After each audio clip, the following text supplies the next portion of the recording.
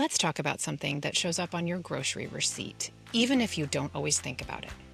Promotions. Those buy one, get one free deals, they feel like small perks, like tiny ways that we can stretch our grocery budget. But today, I want to challenge you to look at them a little bit differently. Because Scotland just decided to do something big. They're banning these kinds of price promotions on foods that are high in sugar, saturated fat, and salt. It's a pretty bold public health move.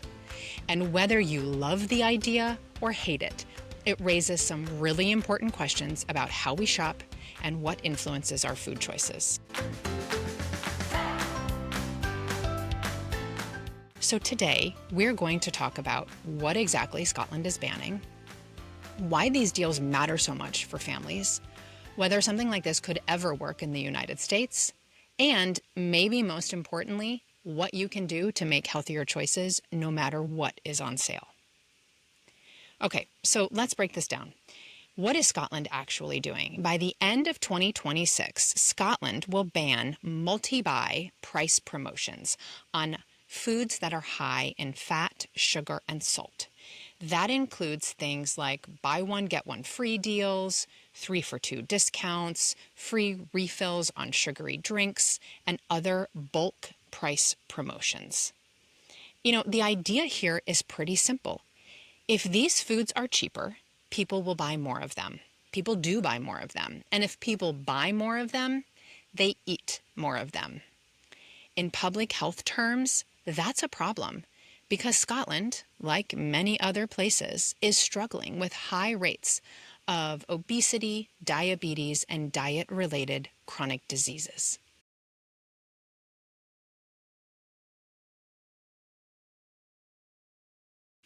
And research shows that these price deals increase the purchase of unhealthy foods, even among people who don't normally buy them. Scotland's leaders basically said, hey, what if we just took away those deals so families aren't pushed to buy more junk than they really want to? What would happen? So why do these deals matter so much? Look, I get it. You're shopping for a family, especially with food prices going up. Those promotions can feel like a lifeline. A buy one, get one free on snack cakes or chips or soda can feel like you're getting ahead, like you're somehow beating the system. But food marketers are not your friends here. They know exactly what they're doing. When you buy more of something, you eat more of it. That's just human nature. And kids notice this. The more processed foods that are around in the house, the more our kids will ask for them. And the more those treats become the norm. And it's maybe subtle, but it does matter. So a house that is stocked with those buy one, get one sodas becomes a house where soda is routine, not occasional.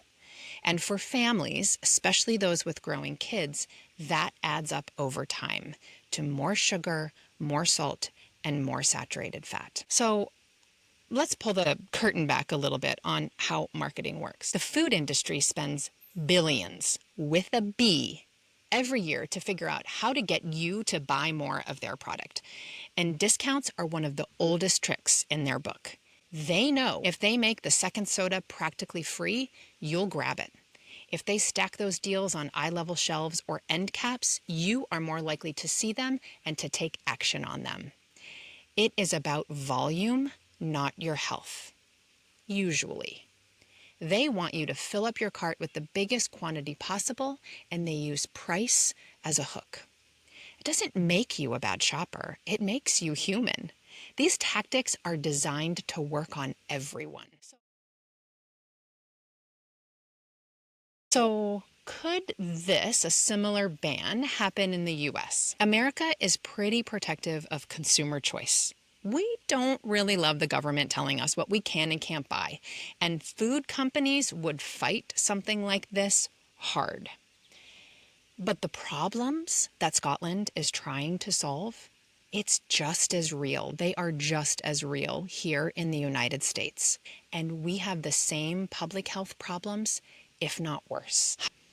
So maybe an outright ban wouldn't fly here. What if grocery stores pushed BOGOs on healthy foods instead? buy one, get one free apples, 2-for-1 bags of carrots, discounts on plain yogurt, or dried or canned beans. If we could use the same powerful marketing tools to promote those healthier choices, families could save money and get more nourishing foods on their tables.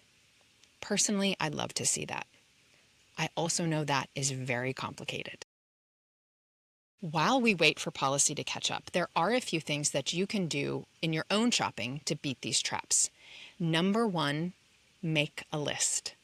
Simple but powerful. Before you go to the store, write down what you actually need, what you actually want, and then do the very difficult thing of sticking to that list. If you see a buy one, get one deal on something that's not on your list, before you put it in your cart, pause and ask yourself, would I buy this if it wasn't on sale? And by the way, if you want more tips for smarter grocery shopping, you can check out my video that's specifically related to that. Number 2, budget for treats. I'm not suggesting that you never buy chips or cookies, but put a ceiling on it. Decide in advance what feels reasonable, either an amount, number of packages or dollar value to spend, even if there's a great promotion on those items. Number 3, teach your kids. Talk to your kids about this. This is a big one. Kids are sponges. So talk to them about how these deals work and how they make things look more tempting. You can say, the store is encouraging us to buy more. Let's choose what we really want instead. Number 4, shop the perimeter first. Fresh produce, dairy, proteins, these tend to be on the perimeter, the outer edges of the grocery store. So load up your cart there first and then go through those center aisles, which tend to be the highly packaged, higher in fat, higher in added sugar kinds of foods. And number 5, always check the unit price. Sometimes that buy more deal isn't actually cheaper per serving. So before you put the deal into your cart, make sure to check the price per ounce or per item so that you know what you're really paying. So let's talk for a second about kids and marketing and long-term food habits, because this is really personal here. When your kids see you buying big packs of candy bars, this becomes the norm for them. When they see 2-for-1 sodas, they think it's a daily drink and not a treat. And the food companies know that our kids have incredible power over us. Kids nag. Kids remember. Kids ask. If they see a treat once and it is something that they see loaded in your cart and coming home, they remember it and they will want it again. And marketers count on that happening. This is not a parenting failure. This is not your fault. This is a reality of raising kids in a commercial culture. But if we talk about it with our kids in age-appropriate ways and model that food doesn't have to come in a deal, we will give them the skills they need to be able to navigate their own food choices later on. I actually think Scotland's band teaches us a powerful lesson, whether it ever happens in the US or not. What this ban teaches us is that if we could make it easier to buy less junk, people will most likely eat less junk. It might feel heavy-handed, I understand, but it is rooted in a truth. Price influences what we bring home. If the deal is on chips, we buy more chips. If the deal were on apples, we would buy more apples. Maybe not initially, but over time, we could nudge people to make different decisions using price. Food policy can feel big and abstract and like it doesn't affect us on a day-to-day basis, but it really comes down to our everyday reality in the checkout line. We think we're making choices freely, but promotions and prices nudge us hard in certain directions. Okay, so what can you actually do with this information right now, today? Keep an eye on patterns. If you notice that your grocery cart has more and more deals on processed foods, pause. Talk to your kids about what you're buying and why. And ask yourself, why am I buying this? And do I really want to? Normalize treats as sometimes foods, not always foods, even if they are on sale. The goal here, look, is not to never buy a snack again. Obviously, if you've listened to me for a while, you know that no food is off limits, everything in moderation. The goal is to keep you in control of what you buy and how much you buy, instead of a marketing deal making that decision for you. Again, no one is banning you from having chips. No one is taking the soda out of your fridge. Scotland's move isn't about scaring people or taking away freedom.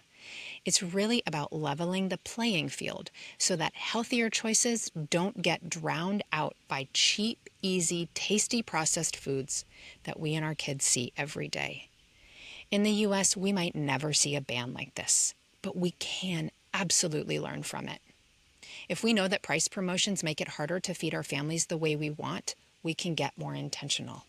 Make your list, talk to your kids, check the labels, stick to your budget, and remember that food choice is a vote for the kinds of habits you want to build. You don't have to say no to every deal, but you can say no to deals that don't align with how you want to eat or how you want to raise your kids to think about food. That's super powerful, and it's absolutely possible for you to do. And it's something that you can start practicing the next time you walk into the grocery store. Thanks for watching. I'd love to hear in the comments what you think about Scotland's approach. Would you like to see something like that where you live? Drop your thoughts below, and I'll see you next time.